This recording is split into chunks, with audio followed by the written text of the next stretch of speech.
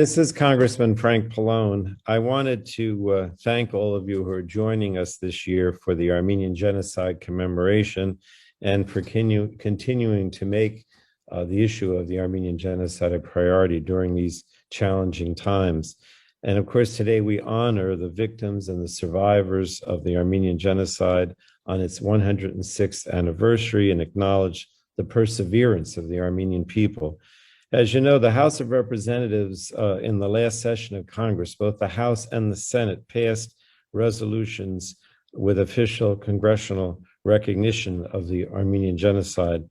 And, you know, these were important. Many of us worked for, I'm going to say 20 years or more to try to get both the House and the Senate to recognize the Armenian Genocide, and we finally did accomplish it. So I say that because I want everybody to understand that with perseverance and a continued action, you can accomplish any goal, because many of us never thought that would happen, but in fact it did. We can't forget, obviously, the slaughter of millions of Armenians, but also Greeks and Assyrians and other religious minorities at the hands of the Ottoman Turks, which constituted the first genocide of the 20th century. But we also know that the concern about genocide continues, not only against Armenians, but in general. And certainly the war in Artsakh last November, which saw so many atrocities being committed by the Azeris and the Turks during their attacks on Artsakh, remind us that this isn't just something of the past. We have to worry about the inhumanity that was basically attacked or implemented, I should say, on the people of Artsakh in this war. We had an indiscriminate bombing campaign against Armenian civilians. We had the use of thousands of mercenaries. We had, and we continue to have, the continued use of captured Armenians as bargaining chips by both Azerbaijan and Turkey. And it's also obvious, if you listen to the comments that were made by the presidents, Aliyev and Erdogan, they're not subtle about their allusions to the Armenian genocide regarding Artsakh, nor have they tried to hide their intentions, which is to basically eliminate Armenians from the region of Artsakh or Karabakh.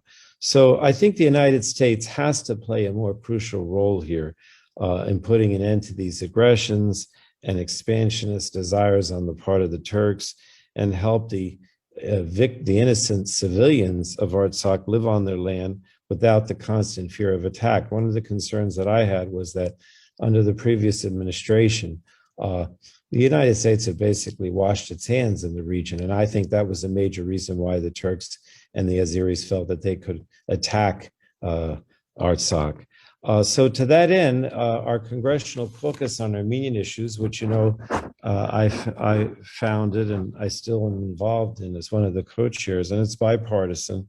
We have been trying to persuade the Biden administration to basically re-engage in the Artsakh region. And we sent a letter with over 100 members of Congress urging the Biden administration to use every diplomatic tool available, including the threat of sanctions against Turkey and Azerbaijan, to halt these destabilizing efforts. And I've been in contact with several of the president's top advisors, urging to help release the Armenians that are currently being held by Azerbaijan and provide humanitarian and security assistance to both Armenia and Artsakh. Additionally, the Congressional Caucus on Armenian issues recently circulated two other important letters that I wanted to mention. The first was one to the House Appropriations Committee's State and Foreign Operations Subcommittee, urging congressional action along the lines of what I just expressed. And then the second was a letter to President Biden, urging him to take the important step of directly and formalizing recognition of the Armenian genocide at the presidential level. Now, what we're trying to do with the Appropriations Committee is basically have them make a major appropriation for humanitarian assistance to Artsakh and Armenia, and also to stop prevent any kind of military assistance from going to Azerbaijan. So again, I think that we need to reignite, if you will, or strengthen, I should say, the U.S.-Armenian relationship with this new administration, and prevent the kind of human rights abuses that we've seen on the part of Turkey and Azerbaijan. And I think that, again, I'll go back to what I said before, was that the historic congressional recognition by both the House and the Senate of the Armenian genocide is a indication that if we work together with the various Armenian groups, that we can finally hold Turkey accountable for its past crimes against humanity during the Armenian genocide, and also to bolster Armenia's democracy during this difficult time and to protect Artsakh. So thank you again for keeping the issue alive of the Armenian genocide in terms of making people understand that it occurred and that it shouldn't happen again, not only for the Armenians, but for any nation. Thank you again. This is Congressman Pallone. Hello, I'm Congresswoman Jackie Spear, the representative for California's 14th District and one of 3 Armenian Americans serving in the U.S. Congress. This year marks the 106th anniversary of the first genocide of the 20th century, the Armenian Genocide. It remains a horrific tragedy and hideous stain on the international community. As a child, I learned from my Armenian American mother the horrors of the Armenian Genocide that began on April 24th, 1915. Actually, what I remember most was the sadness in her eyes when she talked about it.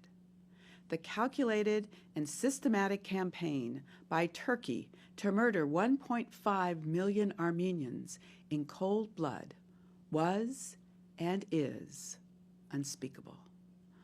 Armenian families, communities, and religious sites disappeared as murderers eliminated generations of heritage and cultural tradition almost overnight.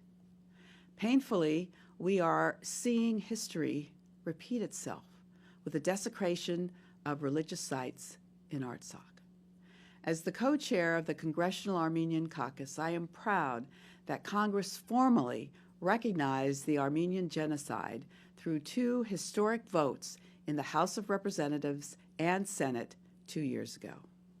In doing so, Congress set an example of moral leadership and affirmed that history cannot be rewritten. The Armenian genocide occurred. It is that tragic and that simple. Some still pretend otherwise and try to ignore or will somehow will away history. They do so at their own risk. This year, our commemoration is particularly poignant given the violence and immeasurable suffering during the war in Artsakh last fall. With the aid of Turkey, Azerbaijan launched an assault against the Republic of Artsakh with devastating consequences. The war caused appalling loss of life and displaced tens of thousands of people from their homes. And as in 1915, the U.S. failed to act decisively to stop the violence and destruction. I feel strongly that the administration's inaction had more to do with President Trump's personal financial interests in Turkey and Azerbaijan. It is well past time for the United States to send a strong, clear message to Azerbaijan that this aggression will not be tolerated, and the U.S. must insist that Azerbaijan release the prisoners of war still in captivity almost 6 months after the armed conflict ended, many of whom have been subjected to horrific abuse. On this sacred day, we have a duty to commemorate one of the world's darkest events and to honor the memory of the lives lost in the Armenian genocide. I join you today in solemn remembrance of our ancestors who perished at the hands of the Ottoman Empire.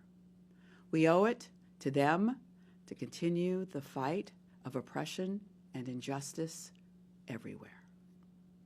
As a co-chair of the Congressional Caucus on Armenian Issues, I am honored to work on behalf of the Armenian Americans in Congress and bring awareness to the concerns their communities face. Today marks the 106th anniversary of the first days of the Armenian Genocide. 1.5 million Armenians were murdered and displaced by the Ottoman Empire from 1915 to 1923, the first genocide of the 20th century. The pain of this tragedy is deep. Many Armenians who were forced from their homes fled to the United States and have now created a proud and distinguished Armenian American community. As Americans, I believe we have a special responsibility to acknowledge the devastation felt by these families. Today, on the Armenian Genocide Remembrance Day, we remember the men, women, and children from Armenia whose lives were either lost or forever changed. Hello, this is Congressman Adam Schiff, and I have the great privilege of representing the vibrant and extraordinary Armenian American community in California's 28th Congressional District. I want to thank the Embassy of the Republic of Armenia for making this virtual commemoration possible, and for all of the work that you do to strengthen the ties between the United States and Armenia. On this somber day, we commemorate the 106 years that have passed since the Armenian Genocide, to remember those that we lost and to say that we will never forget. Never. As we remember the 1.5 million men, women, and children lost in the Armenian Genocide, we also remember the victims of far more recent violence against the Armenian people. The many who died in Artsakh, the thousands who were forced to flee from Azerbaijani and Turkish aggression against their homes and their lives, and those who remain as prisoners of war. This horrendous violence highlights the importance not only of remembering the victims of 1915, but speaking the truth and recognizing this dark period of history as a genocide so that we are not doomed to repeat it. For far too long, Turkey has engaged in a campaign to deny the genocide, to silence those who would speak the truth, and to try and erase this horror from its history. They have threatened and cajoled others into shameful silence, and to my great sadness, for many decades, the United States government was among those intimidated into silence. No more. In 2019, for the first time in history, both House and Senate passed resolutions by near unanimous margins affirming the facts of the Armenian genocide. I'm very proud to have carried that House resolution for 19 years.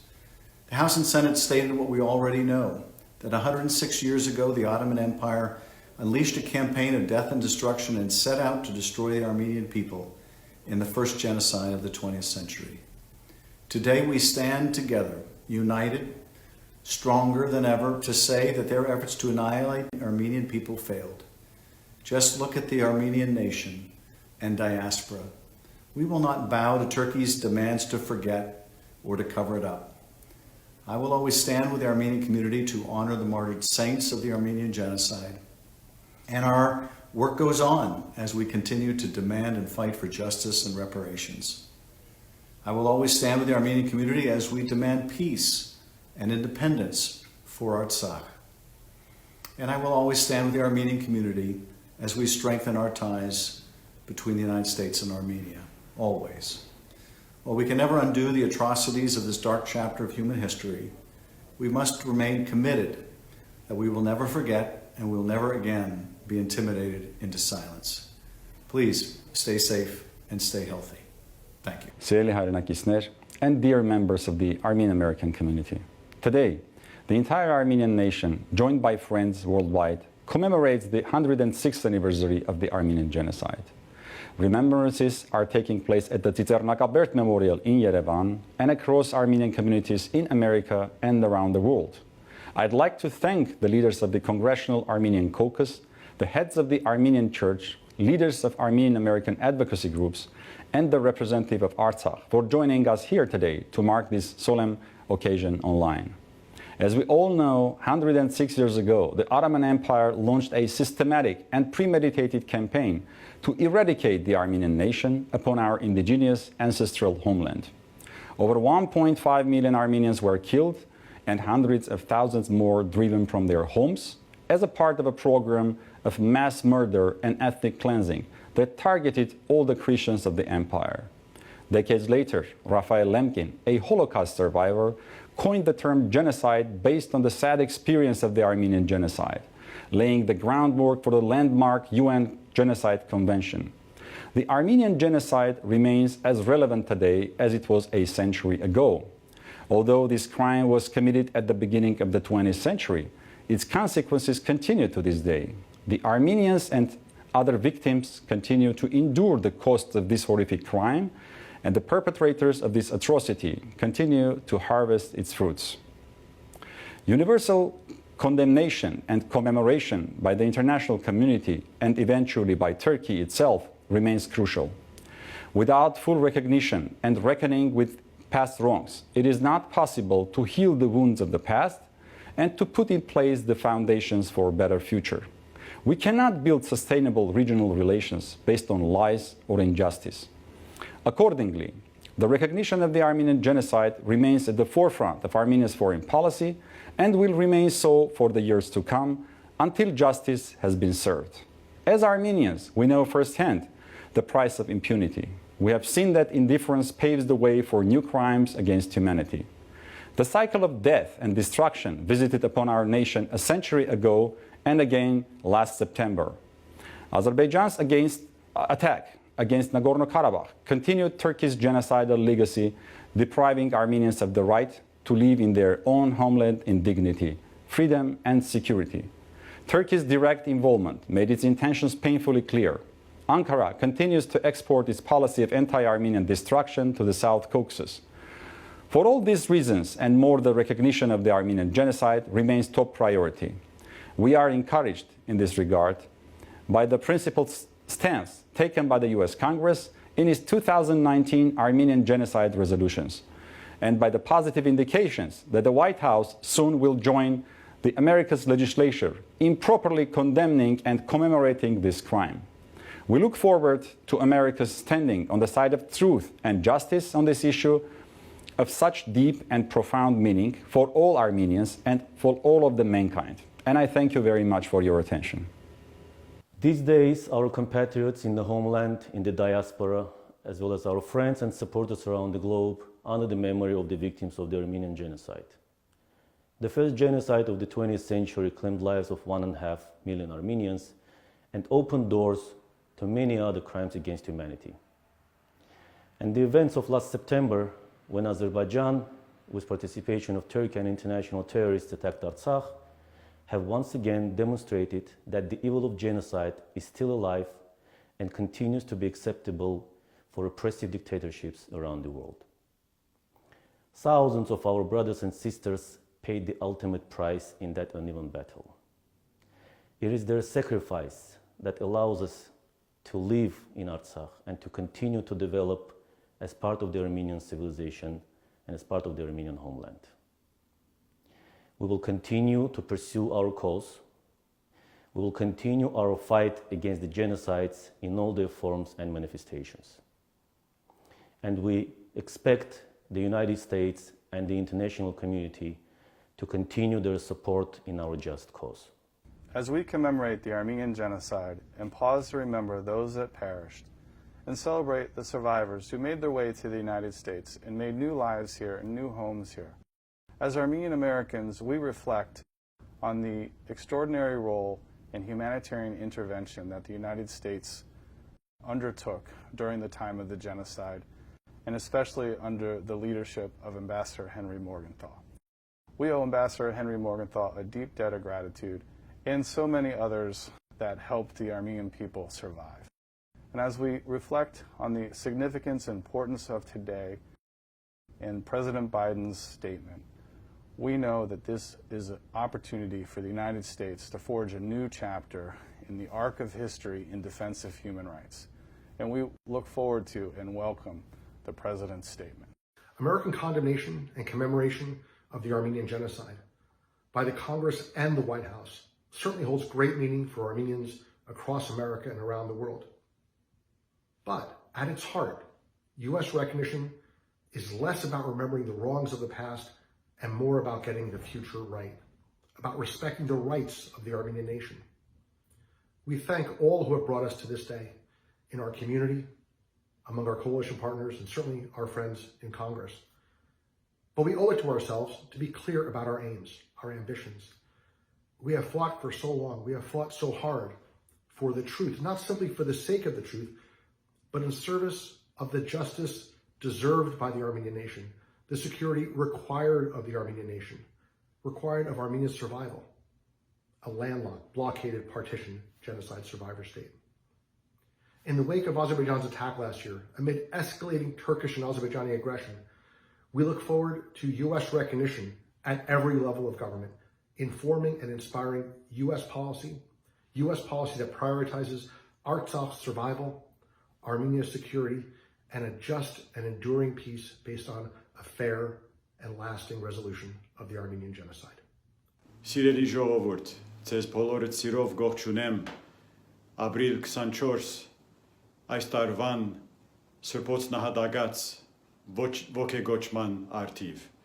I greet you all this year on the occasion of our April 24th annual commemoration of the martyrs of the genocide. This year's commemoration is unlike any other in recent memory, in the dark shadow of what has preceded us this past year.